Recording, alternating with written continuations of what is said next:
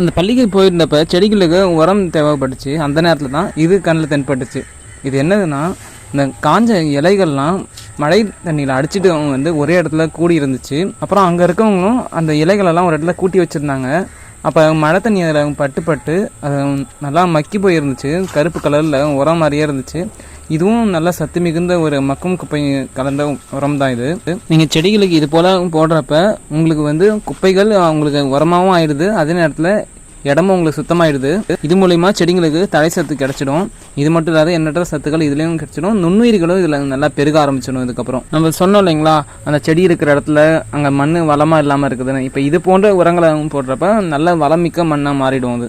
இது நம்மளுக்கு சுத்தமாக செலவே இல்லை. காஞ்சி வீணாக குப்பையாகக்கூடிய இலைகள் தான் இது. செடிகளுக்கு இந்த உரங்களை போடுறப்ப ரொம்ப சந்தோஷமாக இருந்துச்சு. ஏன்னா இந்த உரங்கள் எல்லாமே அந்த பள்ளியிலேயே தயாரான உரங்கள் தான். இயற்கை எண்ணெய் நம்மளுக்காக இயற்கையாகவே தயாரித்து கொடுத்துருக்காங்க. நன்றி.